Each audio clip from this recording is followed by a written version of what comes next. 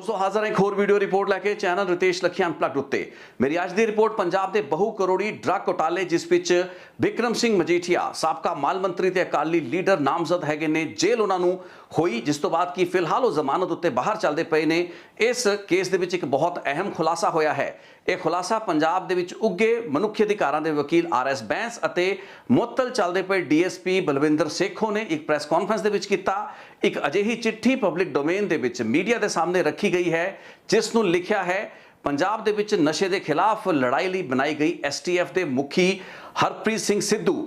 8 मार्च 2022 ਨੂੰ ਇਹ चिट्ठी लिखी जाती है जदों कि बिक्रम सिंह मजीठिया जेल दे विच हुंदे ने उन्हां दी न्यायिक हिरासत चल रही हुंदी है। हरप्रीत सिद्धू ने एतराज़ जाहिर किया कि बिक्रम सिंह मजीठिया की पुलिस रिमांड लैके उन्हां तो इस केस दे विच पुछगिछ क्यों नहीं की गई। इसनूं एक चिट्ठी की शक्ल दे विच एक ऑफिशियल कम्यूनीकेशन के रूप में पंजाब के तत्काली जिहड़े उस वक्त DGPC VK पावरा उन्हां दे सामने एक शिकायत की शक्ल दे विच हरप्रीत सिद्धू ने रखा है। ये चिट्ठी बहुत महत्वपूर्ण है क्योंकि हरप्रीत सिद्धू ने काफ़ी गंभीर दूषण VK पावरा उत्ते लाए ने। तत्काली DGP उत्ते इल्जाम ये लगा है जो कि हरप्रीत सिद्धू ADGP रैंक के अधिकारी बतौर STF चीफ ला रहे ने कि सिद्धू नूं इस केस दे विच कोई भी इनपुट उस सिट नूं देण तो मना किया गया जिहड़ी सिट इस केस की जांच कर रही सी। हरप्रीत सिद्धू नूं कोई भी राबता करन तो उस सिट दे नाल रोकिया गया। कोई भी इन्फॉर्मेशन सवाल जवाब सूचना उस सिट नूं देण दी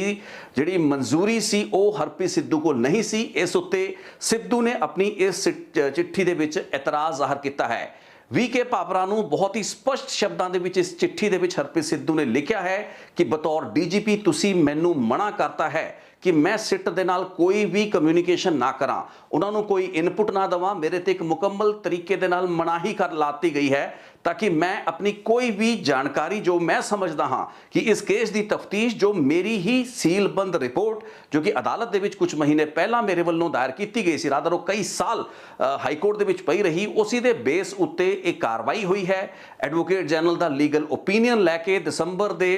आखिरी हफ्ते दे विच एक FIR दर्ज होती है तो बिक्रम सिंह मजीठिया नूं नॉमिनेट किया जाता है। So anti drug task force का मुखी पंजाब के DGP नूं एतराज़ जाहिर करता पाया है कि तुसी मेरे हथ बन के इस सिट की भूमिका के उत्ते कोई भी सवाल खड़ा नहीं कर रहे हो। अदालत दे विच इस तो पहला 2 हफ्ते पहला होया की हुंदा है मैं थोनों थोड़ी जी क्रोनोलॉजी दसदा क्योंकि रितेश लखिया अनप्लग्ड चैनल उत्ते मैं बकायदा 5 अजिहियां रिपोर्टां बीते तकरीबन 8-9 महीनों दौरान बनाईयां ने। जनवरी के आखिरी हफ्ते दे विच बिक्रम सिंह मजीठिया की जिहड़ी interim anticipatory bail high court वालों रिजैक्ट करती जाती है। उस समय भी मैं रिपोर्ट बनाई सी जिस तो बाद बिक्रम सिंह मजीठिया सुप्रीम कोर्ट तक भी पहुँच करते हैं लेकिन उन्होंने पता होंदा है कि रिलीफ उन्होंने नहीं मिलना। सुप्रीम कोर्ट भी उन्होंने कहता है कि तुसी शामिल तफ्तीश हो। हाँ चोणां लड़न की इजाजत क्योंकि उस वक्त पंजाब दीयां चोणां चलदियां पईयां सन बिक्रम सिंह मजीठिया नूं देती जाती है तो कहा जाता है कि चोणां खत्म होंदे सार ही तुसी संबंधित महकमे पुलिस अगे पेश होना है, अदालत अगे अपना आत्म समर्पण करना है। फरवरी के आखिरी हफ्ते दे विच चोणां खत्म होने तो बाद बिक्रम सिंह मजीठिया अपने आप नूं सरेंडर करते हैं यानी कि कोर्ट दे विच पेश कर लेंदे ने। यही वो समा सी जदों कि पंजाब दी इस विशेष इन्वेस्टिगेशन टीम ने बिक्रम सिंह मजीठिया की रिमांड लैनी सी, पुलिस कस्टडी लैनी सी ते उन्हां तो पुछगिछ की जानी सी। उन्हां दे संबंध की ने सतप्रीत सत्ते परमिंदर पिंडी डिओल वर्गे लोगों के नाल बिट्टू औलख तो लैके जगजीत चहल जिहड़े भी लोग अलग अलग पड़ाव के तहत इस केस दे विच बहु करोड़ी इस ड्रग घोटाले दे विच इस तहत कि कैमिकल जिहड़े ड्रग्स सन मैथएम्फेटामिन स्यूडो एफिड्रीन ये सारे दे सारे जिहड़े ड्रग्स सन प्रोसैस्ड जो ड्रग्स सन उन्होंने कैनेडा अमेरिका यूरोप के मुल्कों के विच समगल करके तस्करी के जरिए लिजाण का एक लंबा चौड़ा नैटवर्क नैक्सस सी। बद्दी दी फैक्ट्रियां तो ये जिहड़े कैमिकल चुके जाते सन तो इन्हां कैमिकल्स के लैण देण दे विच बिक्रम सिंह मजीठिया की अपनी इनवॉल्वमेंट की सी। इस बारे उन्होंने कस्टोडियल इंटैरोगेशन ते पुलिस रिमांड बनती सी लेकिन सिट ने अदालत दे विच ही कुछ मिनट बिक्रम सिंह मजीठिया तो पुछगिछ की ते अदालत के सामने यानी कि जज साहब के सामने ये कहता कि सानू इन्हां दी पुलिस रिमांड की लोड़ नहीं, सीधा ही इन्हां नूं बिना इन्वेस्टिगेशन बिना रिमांड दे जुडिशियल कस्टडी यानी कि जेल दे विच भेजता जाए, जिस तो बाद बिक्रम सिंह मजीठिया नूं जेल दे विच भेजता गया। ये मैं फरवरी दे आखिरी हफ्ते की गल दसदा पिया ते मैं अपनी 24 ते 25 फरवरी 2022 दीआं उन्हां रिपोर्ट्स दे स्नैपशॉट तुहाडे सामने रख रहे हैं, जिस विच कि जिस दिन ये गलबात गतिविधि हुई सी अदालत दे विच मैं सवाल चुक्या सी कि की पंजाब दी जिहड़ी सिट है वो बिक गई है, कि पंजाब दी जिहड़ी सिट है वो अपनी जिम्मेवारी तो मुनकर हो चुकी है। वो बहुत ही महत्वपूर्ण रिपोर्ट सी जिस उत्ते मैं सवाल खड़े किए सी। अगले ही दिन मैं इस केस दे विच एनफोर्समेंट डायरैक्टोरेट दे अफसर की करते पे ने, ईडी क्यों सुत्ती पई है जदों कि एडा जिहड़ा वड्डा बॉडी ऑफ एविडेंस दा रिकॉर्ड है वो ईडी दी ही इन्वेस्टिगेशन के जरिए पंजाब पुलिस को पहुंचा तो उस बेस उत्ते FIR दर्ज हुई। ये दो रिपोर्टां बैक टू बैक मैं दित्तियां सी, लेकिन इन्हां रिपोर्टां दे नशर होने तो बाद तकरीबन 2 हफ्ते बाद हरप्रीत सिद्धू पंजाब के STF के जिहड़े मुखी सी वो पंजाब के DGP नूं 8 मार्च नूं वो चिट्ठी लिखते हैं जिस विच उन्होंने कई पॉइंट चुके ने। शायद दस्सिया जाता कि 10 अजिहे पॉइंट ने जिन्हां विच उन्होंने DGP के उत्ते ये इल्ज़ाम भी लाए ने कि DGP ते पंजाब पुलिस की सीनियर जिहड़ी रैंक एंड फाइल है उन्होंने STF मुखी नूं रोकिया, बिक्रम सिंह मजीठिया के केस दे विच उन्हां नूं तफ्तीश दे विच शामिल नहीं होण दिता गया, उन्हां नूं उस सिट तो दूर रखा गया। STF मुखी हरप्रीत सिद्धू की इस चिट्ठी के विच जिहड़े सवाल खड़े किए गए हैं उन्हां विच मुढ़ले सवाल ये ने कि सिट के जिहड़े मैंबरां तो सवाल जवाब क्यों नहीं किए गए,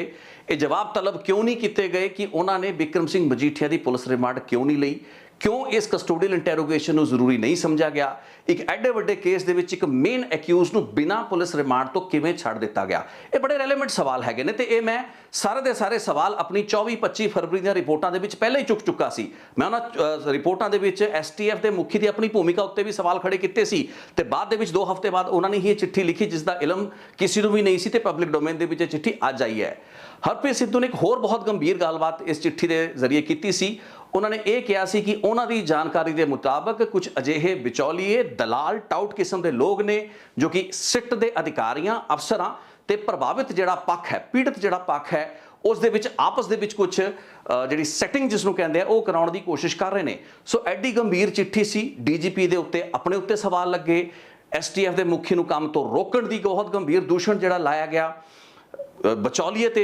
टाउटां दे जरिए दलालां दे जरिए इस केस दे विच कोई आपसी सैटिंग वगैरह की गलबात कही गई। तो सब तो मुढ़ला पॉइंट ये सी कि बिक्रम सिंह मजीठिया की रिमांड ना लैण पिछे किहड़े अफसरां दा हत्थ है, की उन्हां दा लॉजिक सी, उन्हां दे खिलाफ की बनदी कार्रवाई पंजाब सरकार ने, पंजाब पुलिस ने, DGP ने की, क्योंकि ये एक डेरिलिक्शन ऑफ ड्यूटी का भी मामला आंदा सी। ये एक अजिही कॉम्पलिसिटी सी, आपस दे विच एक अजिही रलगड़ सी जिस तो पंजाब डरदा सी। पहला ही एहसास सी कि अकालियां दी सरकार दे समय ता इस केस दे विच बिक्रम सिंह मजीठिया वर्गियां उत्ते कार्रवाई होनी ही नहीं सी, लेकिन जे कांग्रेस सरकार या किसी भी होर सरकार दे राज विच भी अफसरां वल्लों इस तरीके दे नाल मिली भुगत करके बिक्रम सिंह मजीठिया नूं उस कस्टोडियल इंटैरोगेशन का हिस्सा ही नहीं बनाया गया जो किसी भी एक्यूज तो होनी चाहिए है, तो इस दे विच एक बहुत वड्डा लैप्स जिहड़ा है वो वेखण नूं मिलिया है। हुण इत्थे एक बहुत ही वड्डा पॉइंट जिहड़ा उभरदा है जिसनूं कि आपां पहलां भी रिपोर्टां दे विच लिआंदा है, वो है कि जदों बिक्रम सिंह मजीठिया की एंटीसिपेटरी बेल यानी कि अगाउं जमानत नूं या उसका विरोध करने लई पंजाब सरकार दे पक्ष ने टिल्ले का जोर लाता, क्योंकि उस वक्त पंजाब दे विच एक सियासी सरकार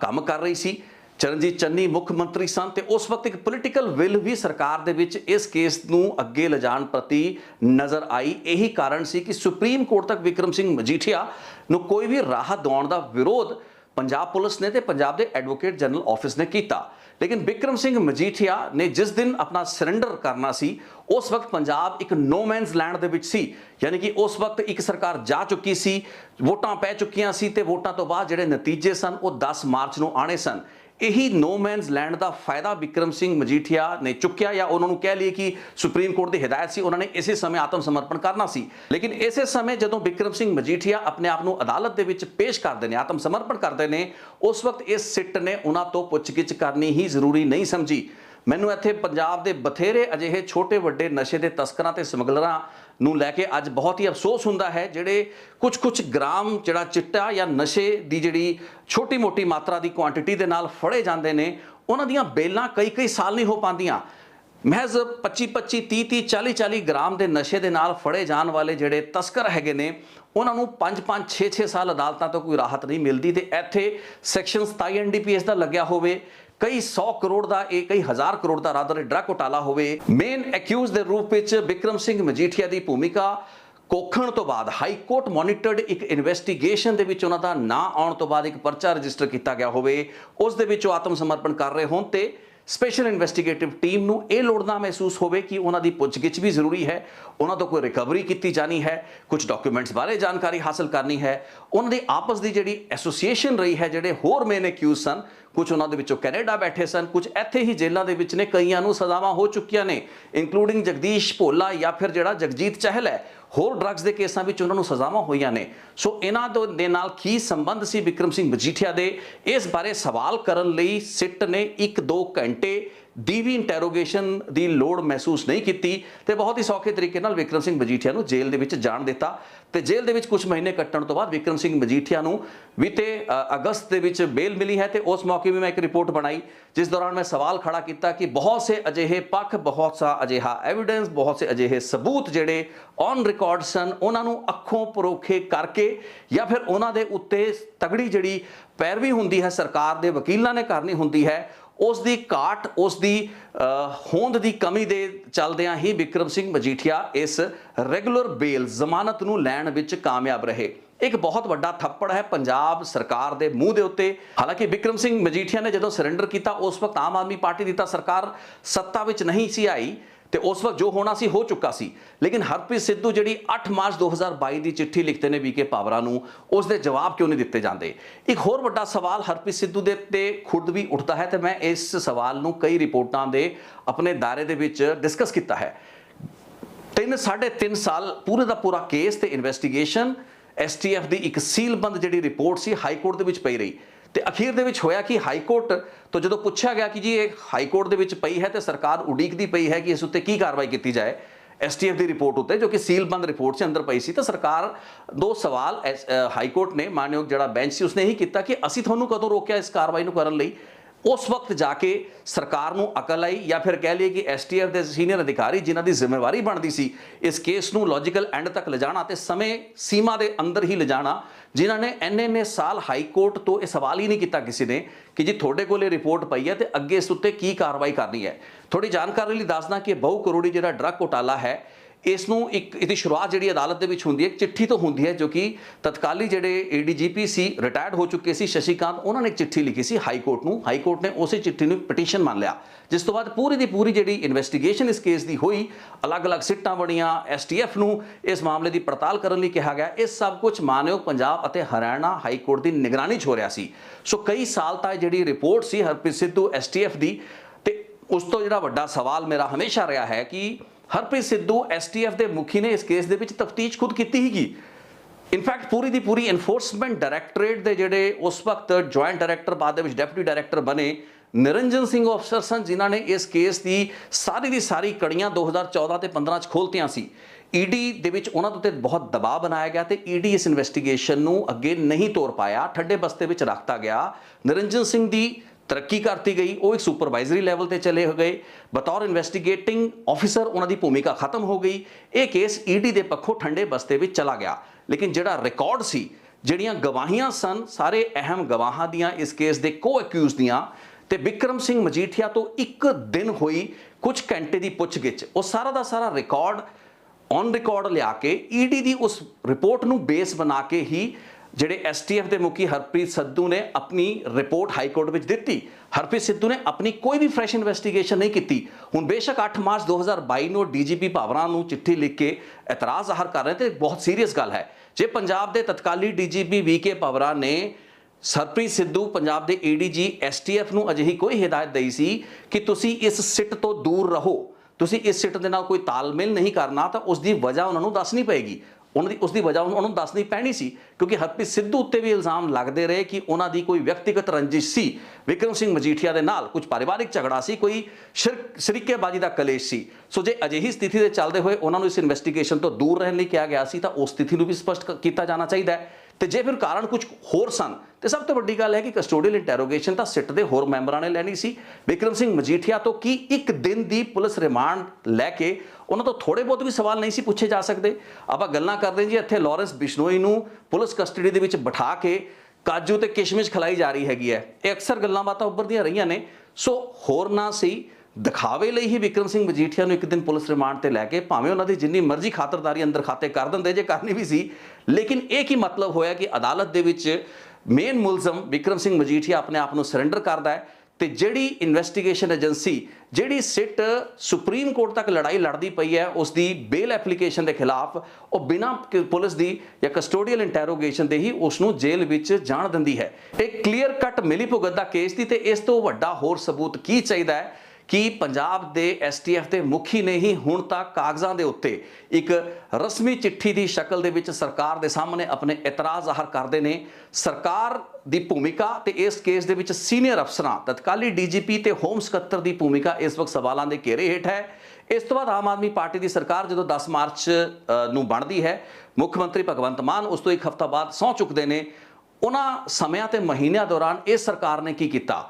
ਅਰਵਿੰਦ ਕੇਜਰੀਵਾਲ ਪਹਿਲਾਂ ਹੀ ਹੱਥ ਜੋੜ ਕੇ ਵਿਕਰਮ ਸਿੰਘ ਮਜੀਠੀਆ ਤੋਂ ਕਈ ਸਾਲ ਪਹਿਲਾਂ ਮਾਫੀ ਮੰਗ ਜਾਂਦੇ ਨੇ। ਸੋ ਇਹ ਤਾਂ ਅਰਵਿੰਦ ਕੇਜਰੀਵਾਲ ਦੀ ਉਹ ਗਾਰੰਟੀ ਹੋਗੀ ਕਿ ਜੇ ਲਿਖ ਕੇ ਦੇਤਾ ਤਾਂ ਨਾ ਤਾਂ ਉਸ ਤੋਂ ਪਿੱਛੇ ਹਟਣਾ ਹੈ, ਤੇ ਜੇ ਉਹ ਗਾਰੰਟੀ ਹੈ ਤਾਂ ਵੀ ਨਹੀਂ ਪਿੱਛੇ ਹਟਾਂਗੇ, ਤੇ ਜੇ ਮਾਫੀ ਲਿਖ ਕੇ ਦੇਤੀ ਵਿਕਰਮ ਸਿੰਘ ਮਜੀਠੀਆ ਨੂੰ ਤਾਂ ਉਸ ਤੋਂ ਵੀ ਪਿੱਛੇ ਨਹੀਂ ਹਟਣਾ। ਤੇ ਨਤੀਜਾ ਤੁਹਾਡੇ ਸਾਹਮਣੇ ਹੈ। ਅਦਾਲਤ ਦੇ ਵਿੱਚ ਜਦੋਂ ਬੇਲ ਐਪਲੀਕੇਸ਼ਨ ਉੱਤੇ ਸੁਣਵਾਈ ਹੋਈ ਤਾਂ ਪੰਜਾਬ ਸਰਕਾਰ ਦੇ ਵਕੀਲ, ਉਸ ਦਾ ਐਡਵੋਕੇਟ ਜਨਰਲ, ਜੋ ਕਿ ਦੱਸਿਆ ਜਾਂਦਾ ਕਿ ਬਹੁਤ ਹੀ ਚੰਗੇ ਇੱਕ ਵਕੀਲ ਹੈਗੇ ਨੇ, ਕ੍ਰਿਮੀਨਲ ਲਾਇਰ ਹੈਗੇ ਨੇ, ਉਹਨਾਂ ਵੱਲੋਂ ਇਸ ਕੇਸ ਦੇ ਵਿੱਚ ਵਿਕਰਮ ਸਿੰਘ ਮਜੀਠੀਆ ਦੀ ਜ਼ਮਾਨਤ ਨੂੰ ਉਸ ਸ਼ਿੱਦਤ ਦੇ ਨਾਲ ਅਪੋਜ਼ ਨਹੀਂ ਕੀਤਾ ਗਿਆ ਤੇ ਵਿਕਰਮ ਸਿੰਘ ਮਜੀਠੀਆ ਅੱਜ ਬਾਹਰ ਨੇ, ਆਪਣੀ ਸਾਰੀ ਗਤੀਵਿਧੀਆਂ ਕਰ ਪਾ ਰਹੇ ਨੇ। ਸੋ ਜ਼ਮਾਨਤ ਉਹਨਾਂ ਦਾ ਹੱਕ ਹੈ। ਜੇ ਉਹ ਬੇਲ ਲੈਣ ਦੇ ਵਿੱਚ ਅਦਾਲਤ ਵੱਲੋਂ ਮਨਜ਼ੂਰੀ ਤੋਂ ਬਾਅਦ ਕਾਮਯਾਬ ਹੋਏ ਨੇ ਤਾਂ ਇਹ ਉਹਨਾਂ ਨੂੰ ਮੁਬਾਰਕ ਹੋਵੇ। ਲੇਕਿਨ ਇਸ ਪੂਰੇ ਦੇ ਪੂਰੇ ਘਟਨਾ ਚੱਕਰ ਦੇ ਵਿੱਚ ਉਹਨਾਂ ਅਫਸਰਾਂ ਦੀ ਕਾਰਵਾਈ, ਉਹਨਾਂ ਅਫਸਰਾਂ ਦੀ ਭੂਮਿਕਾ ਤੇ ਪੰਜਾਬ ਸਰਕਾਰ ਤੇ ਉਸ ਦੇ ਵਕੀਲਾਂ ਦੀ ਜਿਹੜੀ ਨਲਾਇਕੀ ਹੈ ਉਹ ਕਲੀਅਰ ਕੱਟ ਐਕਸਪੋਜ਼ ਹੁੰਦੀ ਹੋਈ ਨਜ਼ਰ ਆ ਰਹੀ ਹੈ। ਇਸ ਬਹੁਤ ਹੀ ਹਾਈ ਪ੍ਰੋਫਾਈਲ ਡਰੱਗ ਕੇਸ ਦੇ ਇਸ ਦੁਖਾਂਤ ਦੇ ਉੱਤੇ ਮੋਹਰ ਲਗਾਤੀ ਹੈ ਹਰਪ੍ਰੀਤ ਸਿੱਧੂ ਐਸਟੀਐਫ ਮੁਖੀ ਦੀ ਇਸ ਚਿੱਠੀ ਨੇ ਤੇ ਜਿਹੜੇ ਖੁਲਾਸੇ ਪਬਲਿਕ ਡੋਮੇਨ ਦੇ ਵਿੱਚ ਹੋਏ ਨੇ। ਆਉਣ ਵਾਲੇ ਦਿਨਾਂ ਦੇ ਵਿੱਚ ਇਸ ਮੁੱਦੇ ਦੇ ਉੱਤੇ ਕੋਈ ਸਪਸ਼ਟੀਕਰਨ ਕਿਸੇ ਪੱਖ ਵੱਲੋਂ ਆਏ ਜਾਂ ਨਾ ਆਏ, ਲੇਕਿਨ ਆਪਾਂ ਇਹ ਸਵਾਲ ਚੁੱਕਣੇ ਬੰਦ ਨਹੀਂ ਕਰਨੇ, ਕਿਉਂਕਿ ਹਰ ਸਟੇਜ ਦੇ ਉੱਤੇ ਮੈਂ ਇਸ ਮੁੱਦੇ ਉੱਤੇ ਰਿਪੋਰਟ ਵੀ ਬਣਾਈ ਹੈ। ਤੇ ਜਿਹੜੀ ਗੱਲਬਾਤ 8 ਮਾਰਚ ਨੂੰ ਇੱਕ ਚਿੱਠੀ ਲਿਖ ਕੇ ਹਰਪ੍ਰੀਤ ਸਿੱਧੂ ਕਰ ਰਹੇ ਸੀ ਤੇ ਅੱਜ ਉਸ ਚਿੱਠੀ ਨੂੰ ਮੈਂ ਤਾਂ ਕਹਾਂਗਾ ਕਿ ਇੱਕ ਲੀਕ ਕੀਤਾ ਗਿਆ ਹੈ ਜਾਂ ਇਸ ਚਿੱਠੀ ਦੇ ਕੁਝ ਅੰਸ਼ਾਂ ਨੂੰ ਮੀਡੀਆ ਦੇ ਵਿੱਚ ਰੱਖਿਆ ਗਿਆ ਹੈ। ਚੰਗੀ ਗੱਲ ਹੈ, ਚਿੱਠੀ ਮੀਡੀਆ ਦੇ ਵਿੱਚ ਆਈ ਹੈ, ਇਹ ਪਹਿਲਾਂ ਹੀ ਆ ਚੁੱਕੀ ਹੋਣੀ ਚਾਹੀਦੀ ਸੀ। ਹਾਲਾਂਕਿ ਇਸ ਕੇਸ ਦੇ ਵਿੱਚ ਐਸਟੀਐਫ ਮੁਖੀ ਹਰਪ੍ਰੀਤ ਸਿੱਧੂ ਜੇ ਖੁਦ ਹਿੰਮਤ ਦਿਖਾ ਕੇ ਸਾਹਮਣੇ ਆਏ ਹੁੰਦੇ, ਇਸ ਚਿੱਠੀ ਨੂੰ ਲਿਖਣ ਦੇ ਨਾਲ-ਨਾਲ ਉਹਨਾਂ ਨੇ ਪਬਲਿਕ ਡੋਮੇਨ ਦੇ ਵਿੱਚ ਆ ਕੇ ਖੁਦ ਇਹ ਗੱਲਾਂ ਬਾਤਾਂ ਕੀਤੀਆਂ ਹੁੰਦੀਆਂ, ਆਪਣੀ ਪੋਜੀਸ਼ਨ ਕਲੀਅਰ ਕੀਤੀ ਹੁੰਦੀ, ਕਿਉਂਕਿ ਉਹਨਾਂ ਦੇ ਉੱਤੇ ਵੀ ਸਵਾਲ ਹੈਗੇ ਨੇ। ਮੇਰੇ ਸਵਾਲ ਹਮੇਸ਼ਾ ਹੀ ਰਹੇ ਹੈਗੇ ਨੇ ਕਿ ਉਹਨਾਂ ਨੇ 3, 3.5, 4 ਸਾਲ ਇਸ ਕੇਸ ਦੀ ਐਡੀ ਢਿੱਲੀ ਰਫ਼ਤਾਰ, ਹਾਈ ਕੋਰਟ ਦੇ ਵਿੱਚ ਇਸ ਦਾ ਰੁਕਿਆ ਰਹਿਣਾ, ਠੰਡੇ ਬਸਤੇ ਦੇ ਵਿੱਚ ਪੂਰੀ ਦੀ ਪੂਰੀ ਤਫਤੀਸ਼ ਦਾ ਪਿਆ ਰਹਿਣਾ। ਤੇ ਸਭ ਤੋਂ ਵੱਡਾ ਸਵਾਲ ਹੈ ਕਿ ਹਰਪ੍ਰੀਤ ਸਿੱਧੂ ਨੇ ਕਦੇ ਖੁਦ ਇਹਨਾਂ ਮੁਲਜ਼ਮਾਂ ਨੂੰ ਬੁਲਾ ਕੇ ਇਹਨਾਂ ਤੋਂ ਪੁੱਛਗਿੱਛ ਦੀ ਲੋੜ ਹੀ ਮਹਿਸੂਸ ਨਹੀਂ ਕੀਤੀ। ਜਿਹੜੀ ਵੀ ਈਡੀ ਦੀ ਰਿਪੋਰਟ ਜਾਂ ਉਸ ਦੀ ਤਫਤੀਸ਼ ਦੇ ਵਿੱਚ ਬਿਆਨ, ਚਾਹੇ ਉਹ ਜਗਦੀਸ਼ ਭੋਲਾ ਦੇ ਸਨ, ਚਾਹੇ ਉਹ ਵਿਕਰਮ ਮਜੀਠੀਆ ਦੇ ਸਨ, ਚਾਹੇ ਉਹ ਜਗਜੀਤ ਚਹਿਲ ਦੇ ਸਨ, ਚਾਹੇ ਉਹ ਬਿੱਟੂ ਔਲਖ ਦੇ ਸਨ, ਚਾਹੇ ਉਹਨਾਂ ਦੇ ਰਿਸ਼ਤੇਦਾਰਾਂ ਦੇ ਸਨ, ਉਹਨਾਂ ਸਾਰੇ ਦੇ ਸਾਰੇ ਬਿਆਨਾਂ ਨੂੰ ਹੂ ਬਹੂ ਚੱਕ ਕੇ ਉਸ ਨੂੰ ਕੱਟ ਕਾਪੀ ਪੇਸਟ ਅਪਰੂਵ ਰੈਟੀਫਾਈ ਤੇ ਅੱਗੇ ਤੋਰਤਾ ਗਿਆ, ਘੱਲਤਾ ਗਿਆ, ਜਿਵੇਂ ਕਲੈਰੀਕਲ ਤੇ ਇੱਕ ਸੈਕਟਰੀਅਲ ਕੰਮ ਕੀਤਾ ਜਾਂਦਾ ਹੈ। ਪੰਜਾਬ ਦੀ ਸਿੱਟ ਨੇ ਇਹ ਜਿੰਨੇ ਵੀ ਐਕਿਊਜ਼ ਸਨ, ਇਹਨਾਂ ਨੂੰ ਕਦੇ ਵੀ ਨਵੇਂ ਸਿਰੇ ਤੋਂ ਫਰੈਸ਼ ਲੈਵਲ ਦੇ ਉੱਤੇ ਇਹਨਾਂ ਨੂੰ ਬੁਲਾ ਕੇ ਇਹਨਾਂ ਦੇ ਨਵੇਂ ਤਾਜ਼ਾ ਰਿਕਾਰਡ ਦਰਜ ਕਰਵਾਉਣ ਦੀ ਲੋੜ ਵੀ ਮਹਿਸੂਸ ਨਹੀਂ ਕੀਤੀ। ਯਾਨੀ ਕਿ ਈਡੀ ਦੇ ਉਹੀ 2014-15 ਦੇ ਰਿਕਾਰਡਾਂ ਨੂੰ 2021-22 ਤੱਕ ਆਧਾਰ ਮੰਨ ਕੇ ਇੱਕ ਆਪਣਾ ਸਿਗਨੇਚਰ ਕਰਕੇ, ਯਾਨੀ ਕਿ ਫਾਈਲਾਂ ਦੇ ਜਿਹੜੇ ਕਾਗਜ਼ ਹੈਗੇ ਨੇ ਉਹਨਾਂ ਦਾ ਪੇਟ ਭਰ ਕੇ ਹੀ ਇਸ ਕਾਰਵਾਈ ਨੂੰ ਅੱਗੇ ਤੋਰਤਾ ਗਿਆ। ਕਦੀ ਵੀ ਮਹਿਸੂਸ ਨਹੀਂ ਕੀਤਾ ਗਿਆ ਕਿ ਸਾਰੇ ਅਕਿਊਜ਼ ਨੂੰ ਜਾਂ ਕੋਈ ਅਕਿਊਜ਼ ਨੂੰ ਬੁਲਾ ਲਿਆ ਜਾਵੇ। ਖੁਦ ਵਿਕਰਮ ਸਿੰਘ ਮਜੀਠੀਆ, ਬਿੱਟੂ ਔਲਖ, ਜਗਜੀਤ ਚਹਿਲ, ਜਿੰਨੇ ਵੀ ਲੋਕ ਕਿਸੇ ਨਾ ਕਿਸੇ ਭੂਮਿਕਾ ਵਿੱਚ ਰਹੇ, ਚਾਹੇ ਉਹ ਅੱਜ ਜੇਲ੍ਹਾਂ ਵਿੱਚ ਨੇ, ਸਜ਼ਾ ਯਾਫਤਾ ਨੇ ਜਾਂ ਬਰੀ ਹੋ ਚੁੱਕੇ ਨੇ, ਉਹਨਾਂ ਤੋਂ ਘੱਟੋ ਘੱਟ ਤਾਜ਼ੇ ਬਿਆਨ ਲਏ ਜਾ ਸਕਦੇ ਸੀ। ਪੁੱਛਿਆ ਜਾ ਸਕਦਾ ਸੀ ਕਿ ਜੋ ਬਿਆਨ ਤੁਸੀਂ ਈਡੀ ਦੇ ਸਾਹਮਣੇ ਦਿੱਤੇ, ਕੀ ਤੁਸੀਂ ਅੱਜ ਉਹਨਾਂ ਬਿਆਨਾਂ ਉੱਤੇ ਖੜੇ ਹੋ ਜਾਂ ਨਹੀਂ ਹੋ। ਲੇਕਿਨ ਮੇਰੀ ਜਾਣਕਾਰੀ ਦੇ ਮੁਤਾਬਕ ਇਹ ਵੀ ਨਹੀਂ ਹੋ ਪਾਇਆ। ਸੋ ਅਜਿਹੀ ਸਥਿਤੀ ਦੇ ਵਿੱਚ ਜਦੋਂ ਕਿ ਐਸਟੀਐਫ ਦੀ ਆਪਣੀ ਭੂਮਿਕਾ ਦੇ ਉੱਤੇ ਵੀ ਬੜੇ ਵੱਡੇ ਸਵਾਲ ਨੇ, ਖੁਦ ਉਹਨਾਂ ਨੇ ਕੀਤਾ ਕੀ? ਜੇ ਸਿਰਫ ਕਾਗਜ਼ਾਂ ਦਾ ਹੀ ਪੇਟ ਭਰਿਆ, ਫਾਈਲਾਂ ਹੀ ਕਾਲੀਆਂ ਕੀਤੀਆਂ ਤੇ ਇਸ ਤਰੀਕੇ ਦੀਆਂ ਚਿੱਠੀਆਂ ਹੀ ਉਹਨਾਂ ਨੇ ਲਿਖੀਆਂ ਨੇ, ਤਾਂ ਫਿਰ ਦੋਸ਼ੀ ਹੋਰਾਂ ਨੂੰ ਵੀ ਕਿਵੇਂ ਮੰਨਿਆ ਜਾ ਸਕਦਾ ਹੈ? ਸੋ ਅੱਜ ਇੱਕ ਬਹੁਤ ਵੱਡਾ ਖੁਲਾਸਾ ਹੈ। ਨੈਵਰਦਲੈਸ ਇਹ ਮੰਨਣਾ ਪੈਣਾ ਹੈ ਕਿ ਜੇ ਪੰਜਾਬ ਦੇ ਐਸਟੀਐਫ ਦੇ ਮੁਖੀ ਨੇ ਪੰਜਾਬ ਦੇ ਤਤਕਾਲੀ ਡੀਜੀਪੀ ਦੇ ਉੱਤੇ ਐਡੇ ਵੱਡੇ ਇਲਜ਼ਾਮ ਵੀ ਲਾਏ ਤੇ ਐਡਾ ਵੱਡਾ ਇਹ ਪੂਰਾ ਦਾ ਪੂਰਾ ਇੱਕ ਸਟੈਂਡ ਆਫ ਵੀ ਸੀ ਪੰਜਾਬ ਦੇ ਟੌਪ ਲੈਵਲ ਦੇ ਅਫਸਰਾਂ ਦੇ ਵਿੱਚ, ਤਾਂ ਫਿਰ ਉਸ ਉੱਤੇ ਸਰਕਾਰ ਨੇ ਕੀ ਨੋਟਿਸ ਲਿਆ? ਜੇ ਉਸ ਵਕਤ ਕੋਈ ਸਰਕਾਰ ਨਹੀਂ ਸੀ, ਨੋ ਮੈਨਸ ਲੈਂਡ ਦੇ ਵਿੱਚ ਉਸ ਵਕਤ ਪੰਜਾਬ ਦਾ ਨਿਜ਼ਾਮ ਸੀ, ਤਾਂ ਫਿਰ ਭਗਵੰਤ ਮਾਨ ਦੀ ਸਰਕਾਰ ਨੇ ਬਣਨ ਤੋਂ ਬਾਅਦ ਕੀ ਕਾਰਵਾਈ ਕੀਤੀ? ਅਜਿਹੀ ਚਿੱਠੀਆਂ, ਅਜਿਹੀਆਂ ਫਾਈਲਾਂ ਕਿਉਂ ਠੰਡੇ ਬਸਤੇ ਦੇ ਵਿੱਚ ਪਈਆਂ ਨੇ ਤੇ ਕਾਰਵਾਈ ਇਹਨਾਂ ਉੱਤੇ ਨਹੀਂ ਹੋ ਪਾਈ? ਤੇ ਨਤੀਜੇ ਇਹ ਰਹੇ ਕਿ ਬਿਕਰਮ ਸਿੰਘ ਮਜੀਠੀਆ ਹਾਈ ਕੋਰਟ ਦੇ ਵਿੱਚ ਬਹੁਤ ਹੀ ਸੌਖੇ ਤਰੀਕੇ ਨਾਲ ਬੇਲ ਲੈ ਜਾਂਦੇ ਨੇ ਤੇ ਸਰਕਾਰੀ ਵਕੀਲ ਇੱਕ ਦੂਸਰੇ ਦਾ ਮੂੰਹ ਤੱਕਦੇ ਸ਼ਾਇਦ ਰਹਿ ਗਏ। ਸੋ ਇੱਕ ਬਹੁਤ ਅਹਿਮ ਮਹੱਤਵਪੂਰਨ ਖੁਲਾਸਾ ਹੈ। ਆਉਣ ਵਾਲੇ ਦਿਨਾਂ ਵਿੱਚ ਐਕਸਪੈਕਟ ਕਰਾਂਗੇ ਕਿ ਇਸ ਮੁੱਦੇ ਉੱਤੇ ਹੋਰ ਚਰਚਾ ਹੋਏਗੀ ਤੇ ਹੋਰ ਜਿਹੜੀਆਂ ਗੱਲਾਂ ਬਾਤਾਂ ਹੈਗੀਆਂ ਨੇ ਪਬਲਿਕ ਡੋਮੇਨ ਦੇ ਵਿੱਚ ਆਉਣਗੀਆਂ, ਕਿਉਂਕਿ ਇਸ ਕੇਸ ਦੇ ਮੁਤਲਕ ਜਿਹੜੀ ਵੀ ਲੇਟੈਸਟ ਅਪਡੇਟ ਹੁੰਦੀ ਹੈ ਮੈਂ ਕੋਸ਼ਿਸ਼ ਕਰਦਾ ਕਿ ਉਸ ਨੂੰ ਤੁਹਾਡੇ ਸਾਹਮਣੇ ਇੱਕ ਸਹੀ ਪਰਸਪੈਕਟਿਵ ਦੇ ਵਿੱਚ ਰੱਖਾਂ। ਲੇਕਿਨ ਅੱਜ ਇਹ ਜਿਹੜੀ ਗੱਲਬਾਤ ਹੋਈ ਹੈ ਇਸ ਨੇ ਇੱਕ ਨਵੀਂ ਡਾਇਮੈਂਸ਼ਨ ਦਿੱਤੀ ਹੈ ਤੇ ਬਹੁਤ ਹੱਦ ਤੱਕ ਮੇਰੀਆਂ ਰਿਪੋਰਟਾਂ ਦੇ ਵਿੱਚ ਜਿਹੜੇ ਮੈਂ ਸਵਾਲ ਚੁੱਕੇ ਉਸ ਵਕਤ ਰੀਅਲ ਟਾਈਮ ਦੇ ਵਿੱਚ ਸਵਾਲ ਚੁੱਕੇ ਗਏ ਤੇ ਸਾਰੀ ਦੀ ਸਾਰੀ ਚੀਜ਼ਾਂ ਰਿਕਾਰਡ ਦੇ ਵਿੱਚ ਹੈਗੀਆਂ ਨੇ। ਆਪਣੇ YouTube ਚੈਨਲ ਤੇ ਰਿਪੋਰਟਾਂ ਪਈਆਂ ਨੇ, ਜਿਸ ਦਿਨ ਜਿਸ ਸਮੇਂ ਉਹ ਘਟਨਾਵਾਂ ਹੋ ਰਹੀਆਂ ਸਨ ਆਪਾਂ ਉਹਨਾਂ ਨੂੰ ਫਲੈਗ ਕਰਦੇ ਪਏ ਸੀਗੇ। ਸੋ ਅੱਜ ਉਹੀ ਗੱਲਾਂ ਬਾਤਾਂ ਸਰਕਾਰਾਂ ਦੇ ਰਿਕਾਰਡਾਂ ਦੇ ਵਿੱਚ ਵੀ ਨਜ਼ਰ ਆ ਰਹੀਆਂ ਨੇ। ਸੋ ਵੀ ਐਕਸਪੈਕਟ ਕਿ ਆਉਣ ਵਾਲੇ ਦਿਨਾਂ ਦੇ ਵਿੱਚ ਇਸ ਦੇ ਉੱਤੇ ਹੋਰ ਚਰਚਾ ਹੋਏਗੀ ਤੇ ਇਹ ਸਵਾਲ ਜ਼ਰੂਰ ਸਰਕਾਰ ਆਪਣੇ ਅਧਿਕਾਰੀਆਂ ਤੋਂ ਤੇ ਇਸ ਸਿੱਟ ਦੇ ਮੈਂਬਰਾਂ ਤੋਂ ਪੁੱਛੇਗੀ ਤੇ ਲੋੜੀਂਦੀ ਬਣਦੀ ਕਾਰਵਾਈ ਉਹਨਾਂ ਦੇ ਖਿਲਾਫ ਹੋਣੀ ਚਾਹੀਦੀ ਹੈ ਕਿ ਉਹਨਾਂ ਨੇ ਐਡੇ ਵੱਡੇ ਡਰੱਗ ਕੇਸ ਦੇ ਇੱਕ ਮੇਨ ਐਕਿਊਜ਼ ਨੂੰ ਬਿਨਾਂ ਕਸਟੋਡੀਅਲ ਇੰਟਰੋਗੇਸ਼ਨ ਤੋਂ ਐਡੇ ਸੌਖੇ ਤਰੀਕੇ ਨਾਲ ਕਿਉਂ ਜਾਣ ਦਿੱਤਾ, ਛੱਡ ਦਿੱਤਾ ਤੇ ਸਿਰਫ ਜੇਲ੍ਹ ਵਿੱਚ ਭੇਜ ਕੇ ਹੀ ਉਸ ਤੋਂ ਸੈਟੀਸਫਾਈ ਹੋ ਕੇ ਸੰਤੁਸ਼ਟ ਹੋ ਕੇ ਬੈਠ ਗਏ। ਸੋ ਅੱਜ ਦੀ ਰਿਪੋਰਟ ਇਹੀ ਸੀ। ਤੁਸੀਂ ਆਪਣੀ ਕਮੈਂਟਸ ਤੇ ਫੀਡਬੈਕ ਜ਼ਰੂਰ ਇਸ ਕੇਸ ਬਾਰੇ ਸਾਂਝੀ ਕਰੋ। ਮੇਰੀ ਉਮੀਦ ਹੈ ਕਿ ਤੁਸੀਂ ਮੇਰੀ ਸਾਰੀਆਂ ਰਿਪੋਰਟਾਂ ਇਸ ਮੁਤਲਕ ਵੇਖੀਆਂ ਨੇ। ਜੇ ਨਹੀਂ ਵੇਖੀਆਂ ਤਾਂ ਇਸ ਵੀਡੀਓ ਦੇ ਜਿਹੜੇ ਸਜੈਸਟਡ ਲਿੰਕਸ ਹੈਗੇ ਨੇ ਉਹਨਾਂ ਦੇ ਵਿੱਚ ਸਾਰੀਆਂ ਰਿਪੋਰਟਾਂ ਦੇ ਮੈਂ ਲਿੰਕਸ YouTube ਲਿੰਕਸ ਪਾਏ ਹੋਏ ਨੇ, ਤੁਸੀਂ ਉਹਨਾਂ ਨੂੰ ਰੀਵਿਜ਼ਿਟ ਕਰ ਸਕਦੇ ਹੋ। ਥੈਂਕ ਯੂ ਸੋ ਮਚ ਇਸ ਰਿਪੋਰਟ ਨੂੰ ਵੇਖਣ ਲਈ। ਇੱਕ ਹੋਰ ਰਿਪੋਰਟ ਲੈ ਕੇ ਕੱਲ ਫੇਰ ਹਾਜ਼ਰ ਹੋਵਾਂਗਾ। ਬਹੁਤ ਬਹੁਤ ਧੰਨਵਾਦ।